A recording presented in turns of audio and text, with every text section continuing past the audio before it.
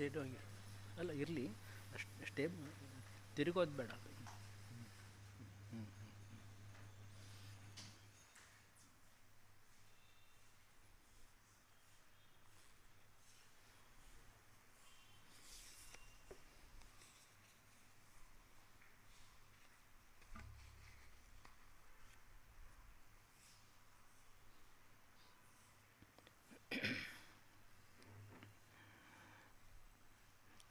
ಓಂ ನಮಃ Shri ಯತಿರಾಜಾಯ ವಿವೇಕಾನಂದಸೂರಯೇ ಸಚ್ಚಿತ್ಸುಖಸ್ವರೂಪಾಯ ಸ್ವಾಮಿನೇ ತಾಪಹಾರಿಣೇ.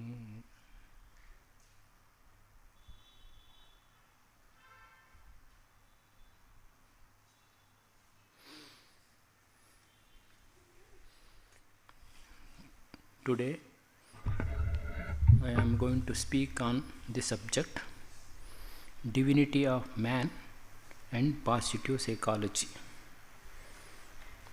Of course, this also related to Swami Vivekananda's thoughts, how Swami Vivekananda's ideas made such a strong impact on the world thought.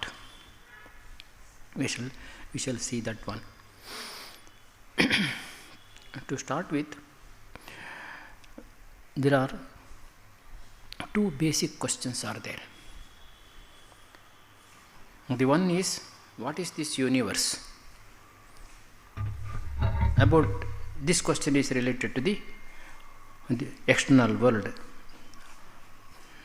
the objective world. There is another question which is related to the subjective world. Who is man? Who is man? These are the two basic fundamental questions being asked and answered since time immemorial. And it is being still asked and answered also. So many thousands of books are written, articles are written, and so many discoveries are made, experiments are made. Still the question is very much alive. This question is asked by the Upanishadic Rishis more than 5,000 years back. The Shvetashvatara Upanishad starts with these two questions.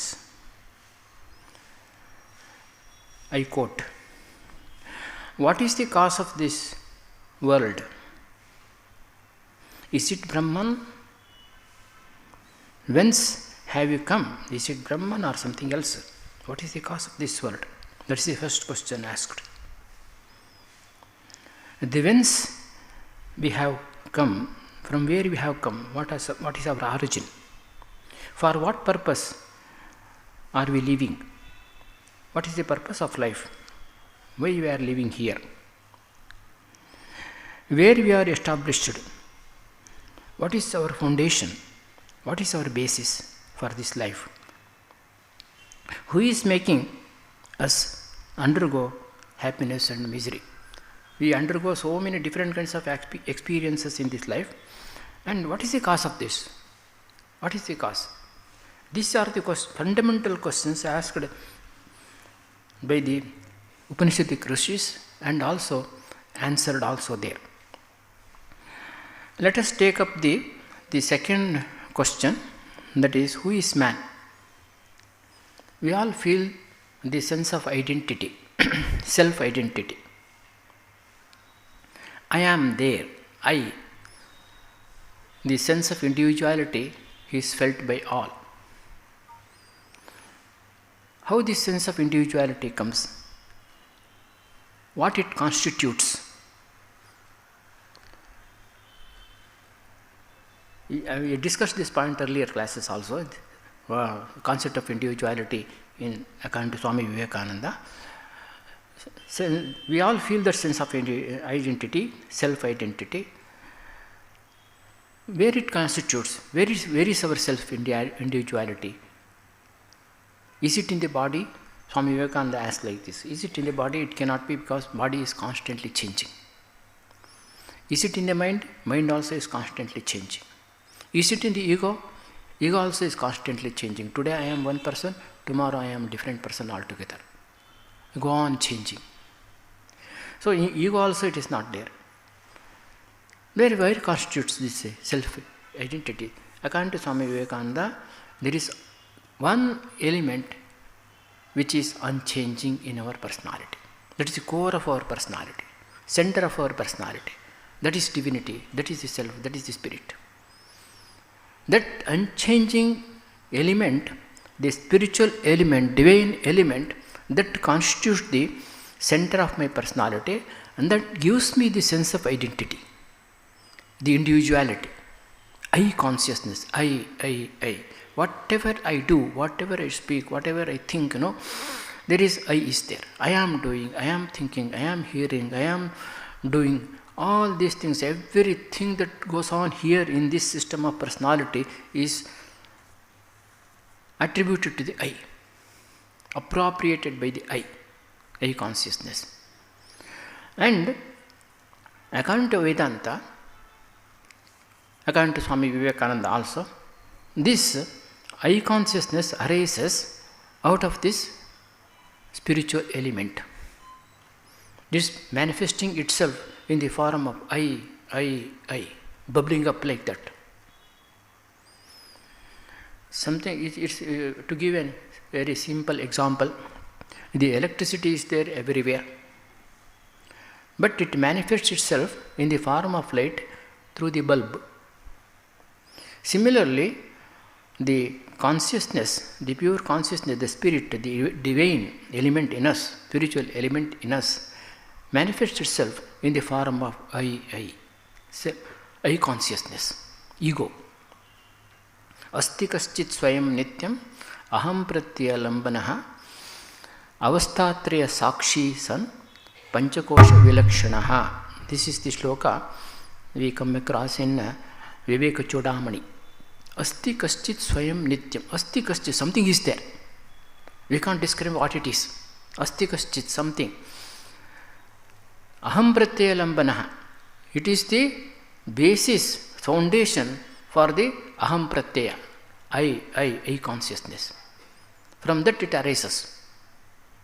And it is different from the avasthatraya, jagrat, swapna, sushupti. It is different from it.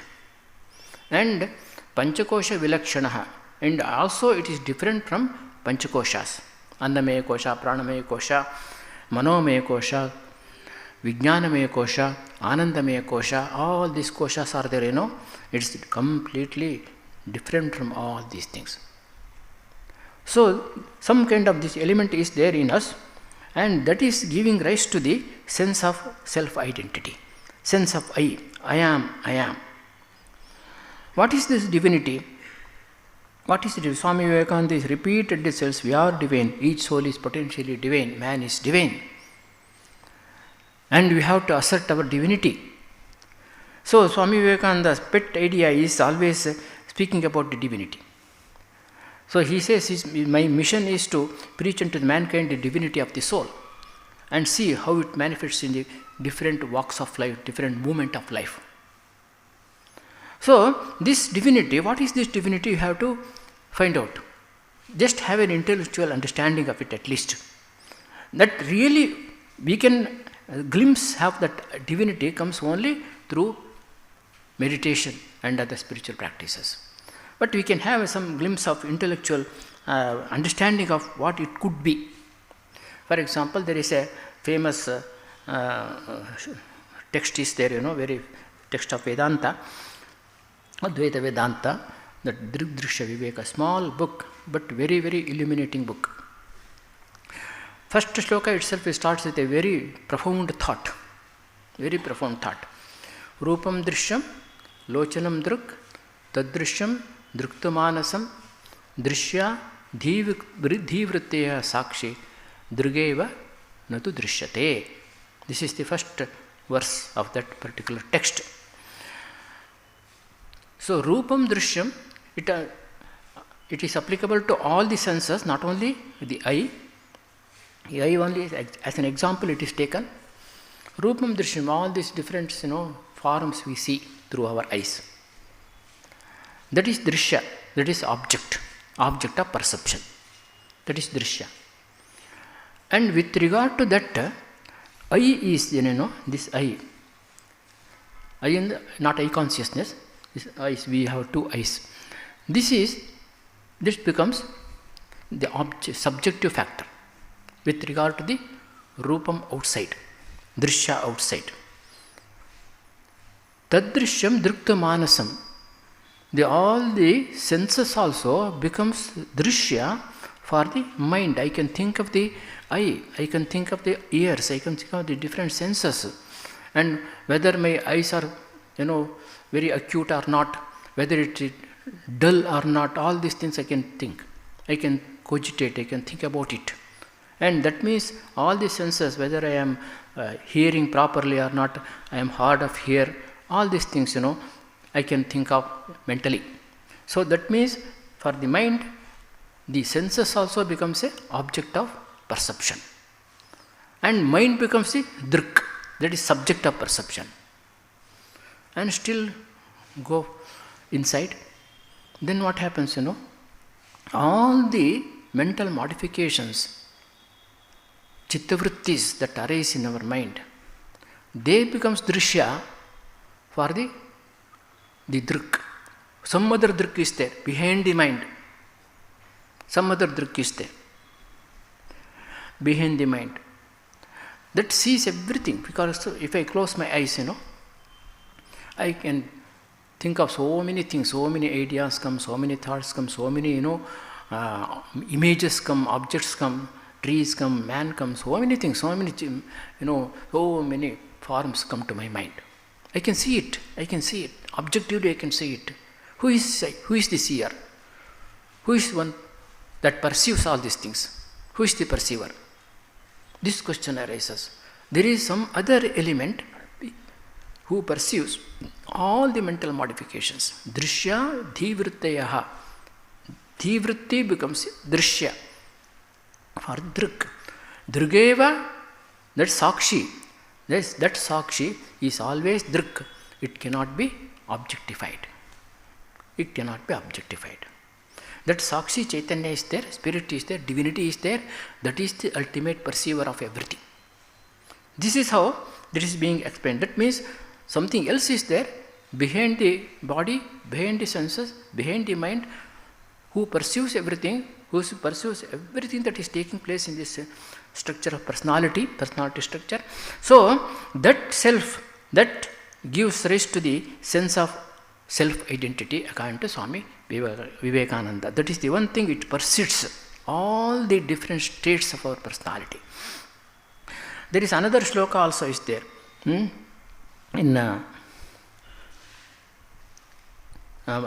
same Viveka Chodamani, with a comparison they explain it. Bhanu Prabha Sanjanita Bhrapankti Bhanum Tirodhaya Vijrumbate Swayam Atmodita Hankriti Atmatattvam Tatha Tirodhaya Vijrumbate Swayam. I just explain it. For example, sun is there and sun is covered by the cloud. But that cloud arises out of the light of the sun only. Cloud is formed because of the light of the sun. That cloud itself, what happens, it covers the whole sun, and itself we can't see the sun at all. In such a way it covers. Similarly, the aham also aham also arises out of the Atman, the divinity within. That aham, what happens, it covers the self itself from which it is born, from which it is arisen. That itself, it covers the Atman, divinity within me, and that itself is manifesting itself in different forms. Vijrumbate Swayam. So that is how the eye consciousness, it covers the the self within us, and it itself is being active in a different forms, manifests itself in different forms. This is that I consciousness gives me a sense of individuality, sense of self-identity.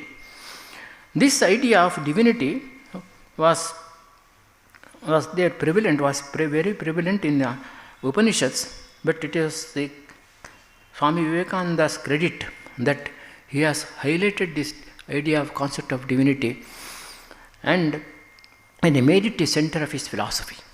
That is the contribution of Swami Vivekananda. And this idea of divinity revolutionized the whole world thought current of the whole world.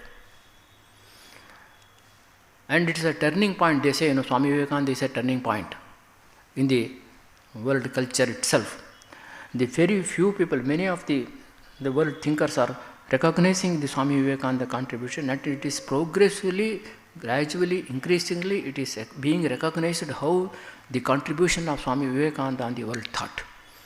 Recently, there is a book written by Ruth Harris, a great historian of the America. She wrote a book, very big book, on Swami Vivekananda. The title of the book itself is Guru to the World, Swami Vivekananda, Guru to the World. And she says in that book, Swami Vivekananda altered the spiritual outlook of the whole West. Whole spiritual outlook of the whole West he has altered. So that is how Swami Vivekananda very powerfully gave his thoughts, Vedantic thoughts, to the world, and it altered the thought current of the whole world itself. And if you come across some of the books written later on, you will come across most of the books are containing the Swami Vivekananda's thoughts without mentioning his name. It's not that deliberately they avoid mentioning his name, but what happens, it becomes part of their thinking itself. Part of their thinking. Without knowing it, the source of it, they are quoting it, they are talking about it, without knowing the source of it. So that is what they say. So that is how Swami Vivekananda changed the world thought itself, current of the thought itself. He gave a completely different turn to the world thought. So for earlier, it's all they were all thinking man is a sinner, and Swami Vivekananda said man is divine. So similarly, so many things are there, so many ideas are there which actually changed the whole world. If you read some of these books, related to the personality development, self-help, so many things are there, self-image, all these things. The bestsellers, so-called bestsellers, international bestsellers, you will see so many ideas taken by Swami Vivekananda. It's all as if page after page, you see Swami Vivekananda himself is speaking through the pages. In such a way you will see it. The Swami Vivekananda's thoughts are pervading the whole thinking process itself of the world. We shall come to the psychology now. We are thinking of the positive psychology. How the psychology, in the psychology also, the thinking process itself is changed. Gradual change of thinking process in the psychology itself you will see. For example, earlier, what is the cause of neurosis? The mental problems that people are undergoing, especially nowadays. What is the causes of these neurosis? Neurotic problems. So earlier, they were always thinking these kind of mental problems, neurotic problems arises because of the repression of the lower impulses, the animal impulses. That's what Freudian psychology says. So because of that, all these mental problems arises. This is a very, very low idea of man. For example, from the crude image of man to the nobler concept of man, this change we see, gradual change, it is because of the impact of Swamiji's thought. That is the first stage of psychology, development of psychology. The next stage of development is neurosis is caused All the problems or mental problems are caused because of the repression of the will to power. There is a will to power is there in every one of us. Even animals also we see it. Dogs also we see how to exercise, they want to exercise their power on other animals. We see it.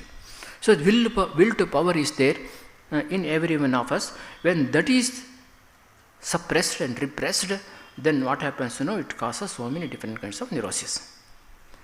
And we move on to the third stage. All the mental problems are caused because of the repression of our own inner capacities and talents. Because of some reasons, personal inhibition or social pressure, because of all these things, all these capacities and talents are completely get repressed. And this causes different kinds of neurosis. These are the humanity psychology. They speak about this one.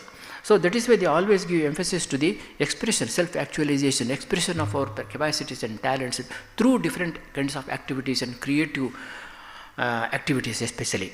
So this is the third stage. And further, they say, all these mental problems arises because of the repression of the will to meaning. Will to meaning. In every one of us, they say, there is a will to meaning. I must live a meaningful life. There must have a meaning in life. I must find out what is the meaning of my life, and accordingly I must live. This is will to meaning is there. Even this will to meaning is repressed. It manifests in the form of lust for power, lust for pleasure. That's what they say. And that again leads to some other mental problems. This is how this development of psychology is taking place step by step. And ultimately, we come to the spiritual aspect of human personality. And they say, especially Ken Wilber and other psychologists, what is it? I forgot that psychology. Anyway, those people, they say, repression of the transcendent is the cause of all the neuroses. Repression of the transcendent. What is the transcendent? Transcendent means a spiritual element. The spiritual aspect of our personality. When that is repressed, transpersonal psychology, it is called transpersonal psychology. So they say the repression of the transcendent is a cause of the, not these lower impulses, animal impulses or will to power or any such thing.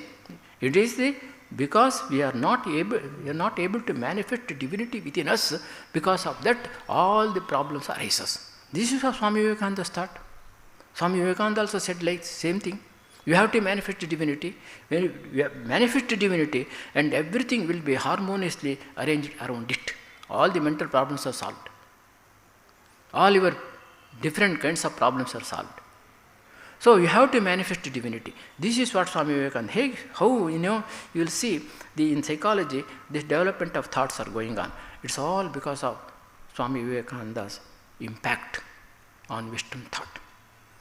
This is not a. I am telling all these things. It is really many of these the world thinkers are recognizing it now. So now we shall come to this another point. The concept of divinity helps one to develop positive attitude towards oneself and others, overcoming self-hate. Swami Vivekananda always said, you must have that self-confidence. You must always think, I am the divine. All the powers are within me. All the knowledge is within me. Purity is within me. Everything is within me. Knowledge is within me. I don't have to borrow anything from outside. Everything is within me. You have to manifest this. This is Swami Vivekananda's thought. And when we are able to do that, everything excellent will come. Everything noble will come. And our whole personality system, our whole thinking become positive. All the negative things will be vanished. Especially self-hate. Self-hate. Self-hate means hating oneself. Because of the so many problems one has to face, without our own knowledge, we will have some kind of, hatred towards ourselves, a contempt towards ourselves. This contempt towards ourselves, hate towards ourselves is to be eliminated. Swami Vivekananda says, this is the the first step towards the degeneration of personality. Hating oneself. And one of the great thinker of the West, European thinker, the Goethe, he says, the greatest evil that can befall man is that he should come to think ill of himself. Thinking ill of oneself. When a person hates himself, he cannot love others. He also hates others. That manifests itself in the form of hatred towards others, and as a result, he becomes more violent and all kinds of destructive activities will ensue. So that is why one psychologist, Erich Fromm, says, violence is the outcome of unlived life. Unlived life. So that is why one has to live a very meaningful life. That meaning to life comes when we are able to manifest divinity within ourselves. That is the meaning. For example, this seed is there. That seed can be used for so many other purposes.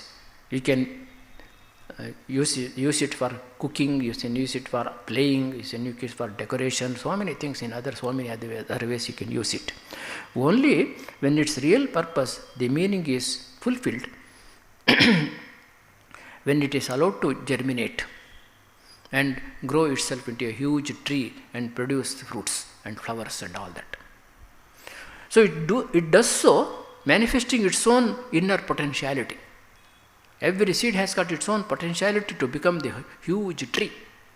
Manifesting, you have to allow that to do that.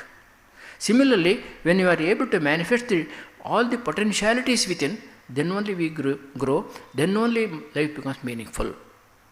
This is what Swami Vivekananda's important ideas.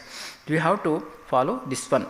One of the psychiatrists, Alexander Reed Martin, he says, case after case shows a lack of self-love at the root of mental illness. Lack of self-love at the root of mental illness. If people had a healthy love for themselves, instead of carrying hidden burdens of self-contempt, our psychiatric case load would be cut in half. So much of patients will be, number of patients would be reduced, but they don't want it because they want more and more patients. They have to live. They have to live on that. Yatishwaranji used to tell one very nice joke. When you fall ill, you have to go to the doctor because he has to survive. He has to survive. After he prescribes the medicine, you have to go to the chemist, the medical shop, to buy the medicine because he has to survive. And after buying the medicine, you have to throw it away because you have to survive. So, it is just a joke, not mean anything bad about anybody. See, that is how this so much of mental problems are there, so many things are there, all the problems arises because of the lack of self-love. That is what they say. We have to love oneself. We have to have noble ideas about ourselves. That is why Swami Vivekananda emphasized the Atma-Shraddha,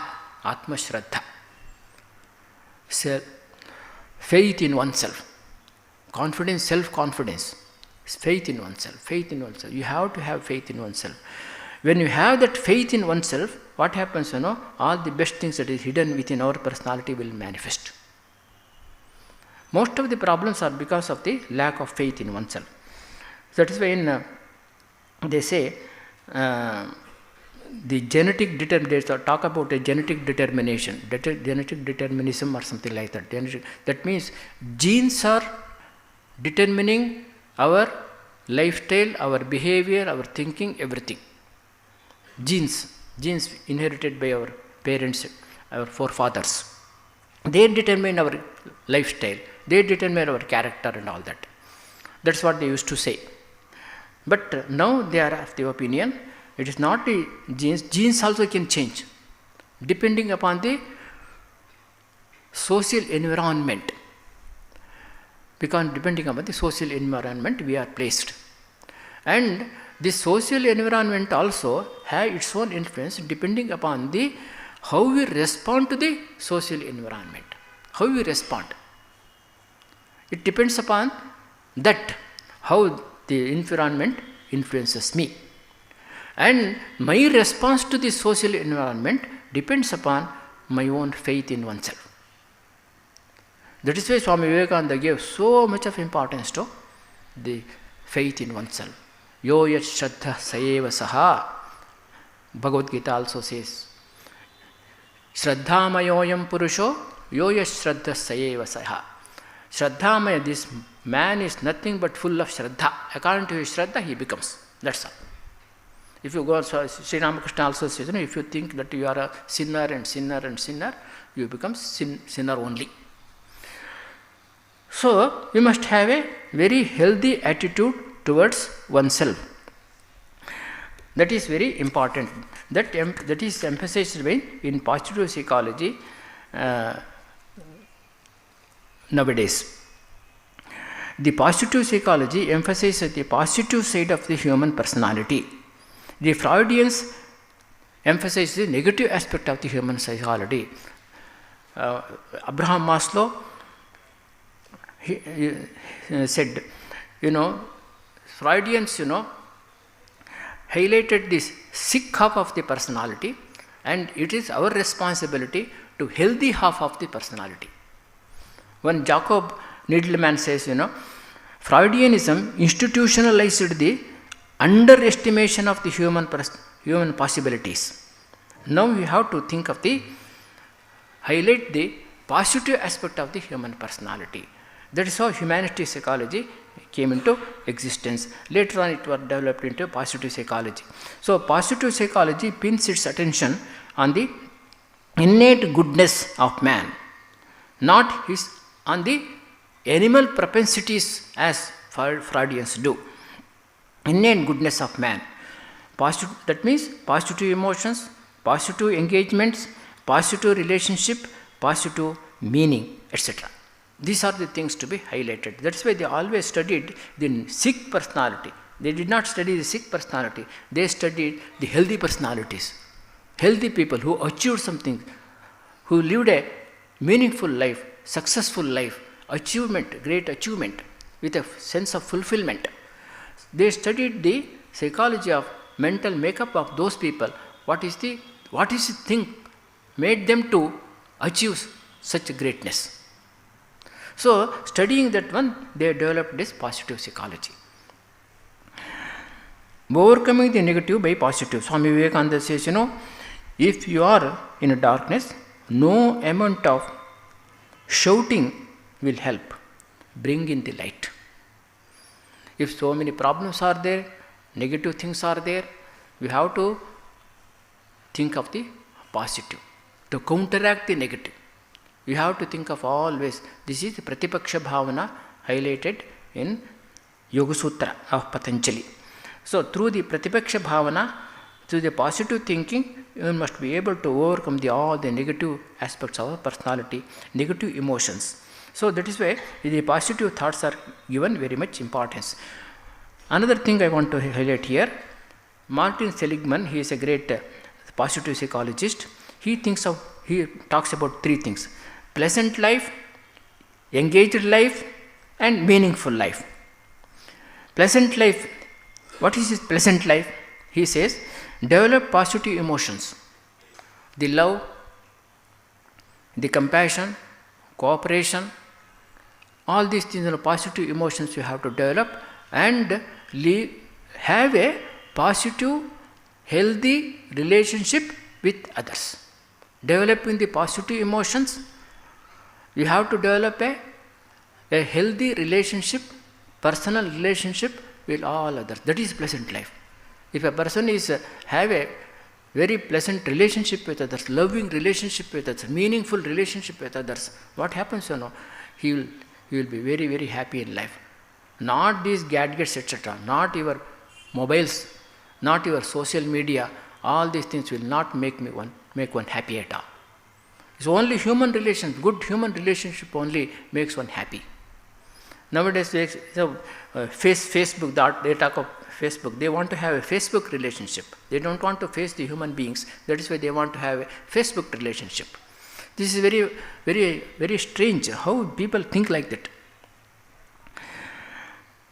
So this is a pleasant life. Pleasant life means you have to have this, develop these positive emotions and have a very meaningful, healthy relationship with others. This so one can live happily and life becomes very pleasant, not through the pleasures, sense pleasures. And another thing he speaks about, engaged life. So you have to manifest our own inner capacities and talents and all that. You must live a engaged life, fully engaged, fully active. This is the best medicine for all depression. Active, being very, very active, creatively active, meaningfully active. This is the most important thing. Engaged life. Through the engaged life, through activities only, we will be able to manifest our own capacities and talents. If you sit quietly, confined to our own room, without interacting with people, without doing anything, then our capacities all get suppressed and it leads to all mental problems.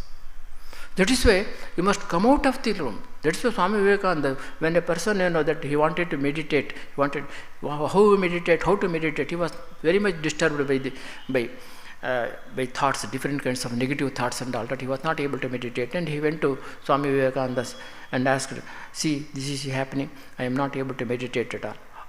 Where do you sit for meditation? How do you meditate? I close my doors completely, windows, doors, everything I close myself, and sit in the room and meditate. So that is the mistake you are doing. Open yourself, open the doors, open the windows, see the world outside, how this world is suffering. Do something to them. Then you will be able to meditate properly, he said. So that is why you have to have the interaction with people. Then only we will be able to meditate properly. Otherwise we get completely self-centered, selfish, and that leads to all kinds of tension within ourselves, and that tension creates more and more problems. So that is why you must live an engaged life. This is another very important point to be noted according to Seligman. The third one is meaningful life. Belonging to universal self. Meaningful life means belonging to universal, expansion. You have to expand, our Swami Vivekananda says. Expansion is life, contraction is death. Our consciousness must be expanded. You must become one with the universal self, universal, humanity as a whole.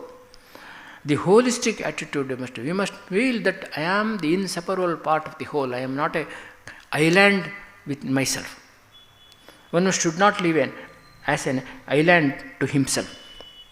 One must feel the identity with it. That is what Bhagavad Gita also repeatedly speaks about these things. So for example, to give an example, the body is there, this personality system is there, and so many different innumerable parts are there in this body, in this personality system, and each part has got its own meaning only as an inseparable part of the whole personality. If it is separated from it, it has no meaning at all. It has no life at all. It has no value at all. If eyes are separated from the body with the physical system, it has no meaning. It will die. So similarly, all the parts of the body. Similarly, I am also inseparable part of the whole. As a part of the whole, I can survive. Our ego is sick. Carl Jung says, and our ego is sick precisely because the ego is separated from the whole humanity. So that means through our activities, through our attitude, positive attitude, I must develop the holistic attitude. I must feel one with the whole universal self, universal consciousness. This is one of the important points Swami Vivekananda again and again repeatedly emphasized. So that is why this belongingness also is important. belongings to the whole universe. For example, in a family or an institution, if a person doesn't feel that I belong to that, he is sick, mentally sick. He must feel I belong to this institution, I am the part of this institution, I am the part of this whole system. In that way, that sense of belongingness must be there, then only he can live a healthy life. So sense of belongingness is very important. This gives the real meaning to one's life.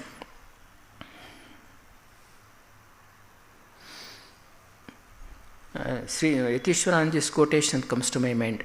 Nityasthanandaji's spiritual aspirants all the spiritual aspirants must have three things, he says. The first one is, he must be physically dynamic, emotionally beautiful, and intellectually bright.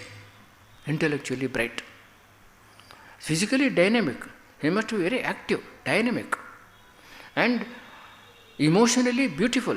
Beautiful means he has to develop a positive emotions and have a very positive, meaningful relationship with others. This is emotionally beautiful, being emotionally beautiful. And another thing is intellectually bright. One must have that intellectual brightness, study. This is one thing. Now, the positive human qualities are highlighted in positive psychology. These find prominent place in Swami Vivekananda's thoughts. The first one is culture counts. First in culture counts. This is one of the important point in positive psychology. Culture counts. What does it mean? Culture includes the knowledge, belief system, art, morals, and religious culture, spirituality, etc. All this including together, it becomes culture. These help in achieving mental health. If a person is develop all these things, he must have the knowledge-oriented life, knowledge-oriented, not result-oriented, but knowledge-oriented education. And he must love knowledge. And he must have that cultural, love for culture also. Different forms of culture, art, music, literature, dance. He must have the capacity to enjoy it, like it. This is very healthy. It's a really healthy, to develop a healthy mind, it is very essential. And he must have that, if that artistic nature is there, attitude is there, he must be able to enjoy the nature outside also, beauty of the nature outside. That means aesthetic sense, that is most important. Aesthetic sense he must have. This aesthetic sense gives one to develop a very healthy mind. So that is very important. For example, even moving about in the natural surrounding itself is a very great healthy, they say. Nature deficit disorder, they speak about nowadays, nature deficit disorder. I spoke about this earlier. It includes knowledge, etc. These help in achieving the mental health. That is why Swami Vivekananda, he has got all these qualities. He had that great love for knowledge. He himself was a great artist, a musician, and he has a love for, he was a art connoisseur also. And of course, morality was there, and spiritually he was so giant. And he had the capacity to love the nature also. All these qualities he has manifested. And it is very essential for developing a healthy, the mental attitude. David Satcher says, culture and society play a pivotal roles in mental health. Culture and society. Culture means all these things I already told, and society, having a meaningful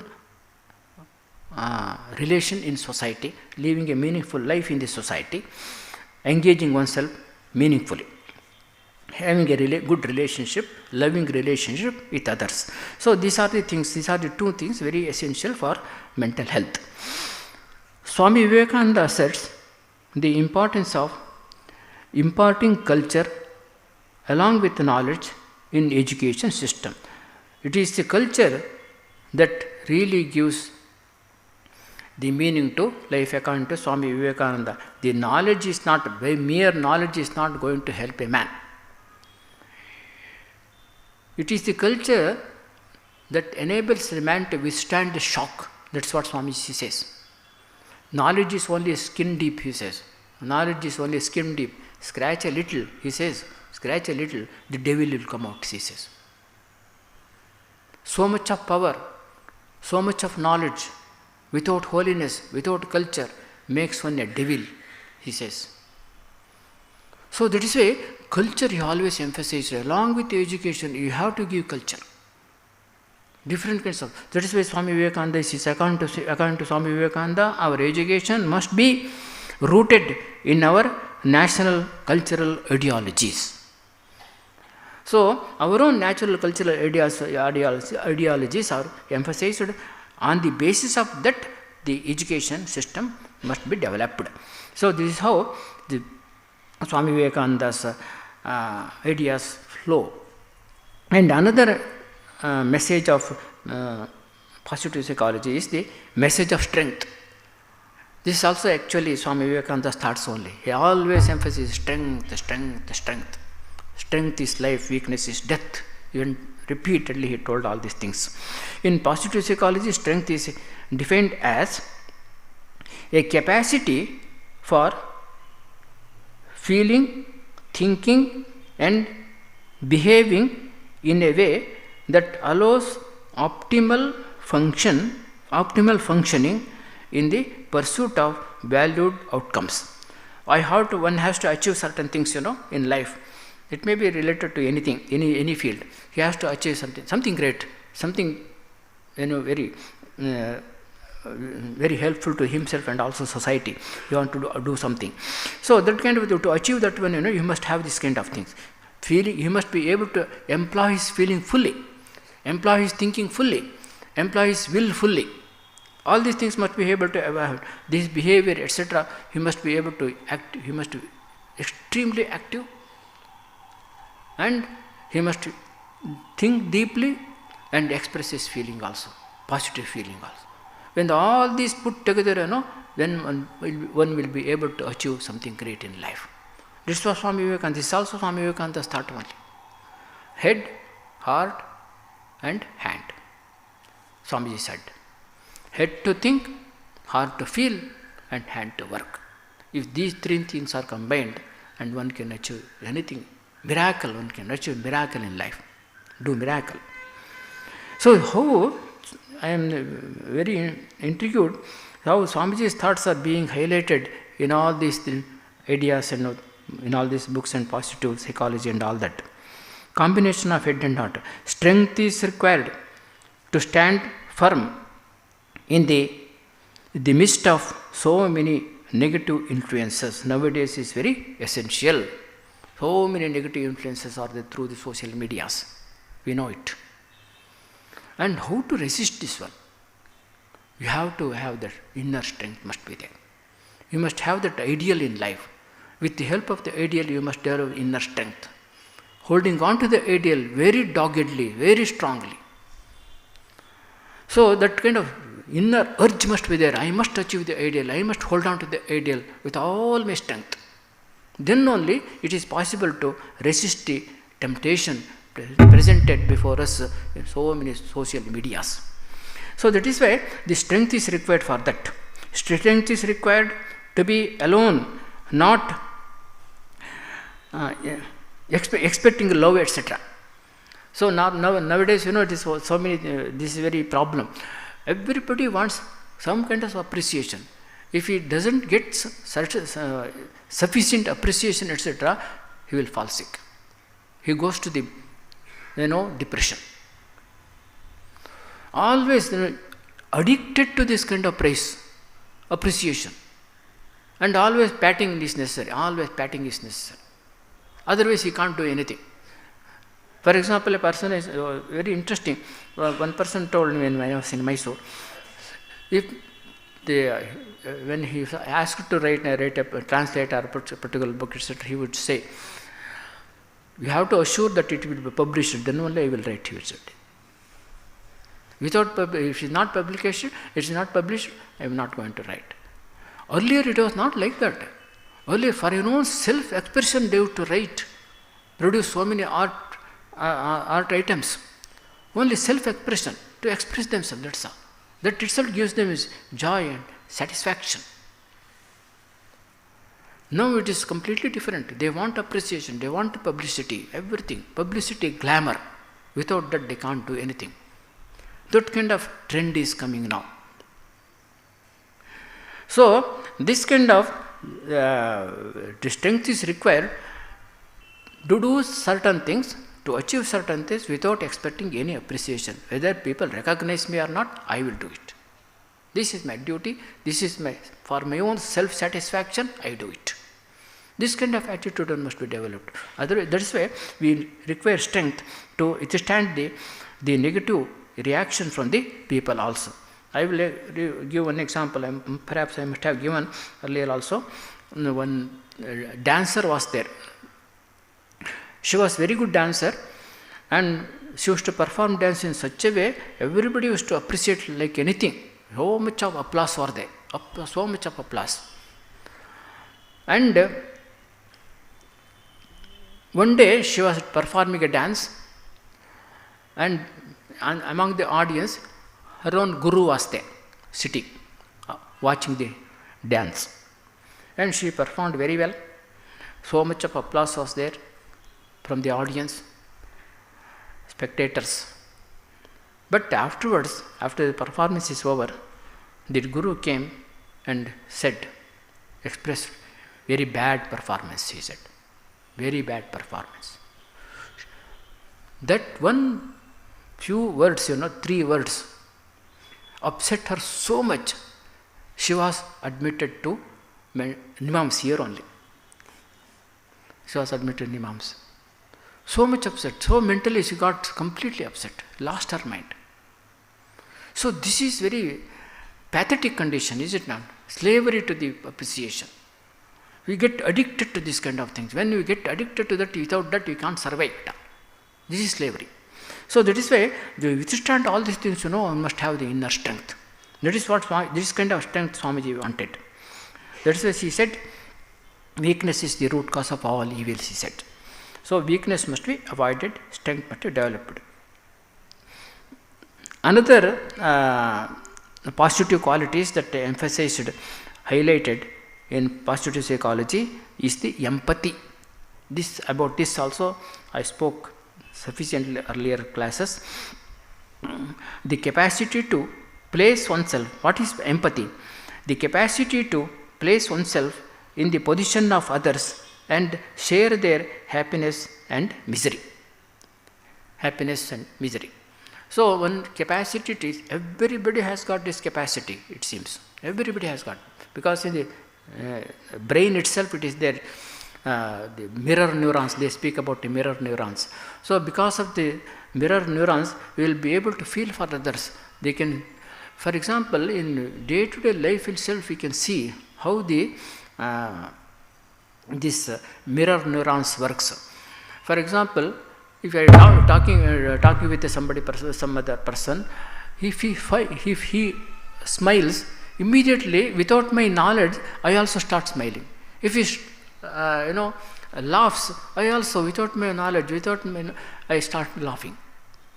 If he becomes serious and depressed, facial expression completely changes, he becomes miserable, and also I also feel miserable. Facial expression changes immediately. It so happens. So this kind of things happens. That is why this capacity to empathize with others is innate in every one of us. So you have to develop this kind of capacity more and more. So about this, I don't want to speak much about it. The man is not a just self-interested creature. He is wired for empathy. He is wired for empathy, cooperation, mutual aid, etc. So that is why nowadays evolutionists also are of the opinion it is not the competition that is the cause of the evolution, it is the cooperation. It is the cooperation. Because of the cooperation also, because of that only the civilization developed. For example, this the Chandrayana 3rd. How many scientists, hundreds of scientists cooperated in that. Because of the cooperation only that they could achieve that. So every evolution, all the evolution took place because of the mutual cooperation. So that is why cooperation is the cause for this all different kinds of development. Neurologists have discovered 98% of us have the ability to empathize. 98% of us have the ability to empathize, it seems. So one of the person, I don't remember his name, he says the 20th century was the age of introspection, and 21st century should become the age of empathy, he says. 20th century is the age of introspection. We have to introspect ourselves, know ourselves and all that. And this is Atmano Mokshartham. And 21st century becomes the age of empathy. It is Jagadhitaicha. So Swami Vivekananda emphasizes this one, Atmano Mokshartham Jagadhitaicha. This is how we have to see how Swami Vivekananda is speaking through different fields of knowledge. Another thing that emphasized in positive psychology is altruism. Altruism. There are two kinds of moralities are there, egocentric morality and other-centric morality. Egocentric morality means, I want to be moral, that's all. I am not bothered about others. I am not bothered about others. It is egocentric morality. I must be truthful, I should not harm others, I should get any blame for me. I must live a moral life. I am not bothered about others. This is egocentric morality. But the other-centric morality is, I am concerned with others also. This is altruistic morality, altruism. This is very much emphasized in positive psychology. Swami Vivekananda's moral philosophy also is related to this. Altruism is central to the teachings of Swami Vivekananda. Unselfishness and self-abnegation are the basis of morality according to him. Unselfishness, that means not egocentric morality. It is other-centric morality, concern for others. That is very important. For example, I give one example how the egocentric morality and other-centric morality differs. I am working in an office and some other person is indulging in some unethical practices. I know it that he is indulging in such things. And I don't want to carry the complaint, there is this to the authority, higher authority, because I don't want to be a slanderer. I don't want to, he is always carries tails with others and all that. No, I don't want to have that complaints. So I keep quiet, even though I know it is something is going wrong, I keep quiet without telling the authority, higher authority. If somebody else do it, he will tell the higher authority and he is punished, and I feel very happy. So this is called egocentric morality. So even at the risk of some risk, I must be able to feel for the good of the institution, good of the society, and do the things. So this is our altruistic morality. That is why I always think that whole tragedy of Mahabharata is because of the egocentric morality. That Draupadi was being humiliated and so much, in the palace, and all these stalwarts were there. Bhishma was there, Dharmaraya was there, Pandavas, all they were simply keeping quiet,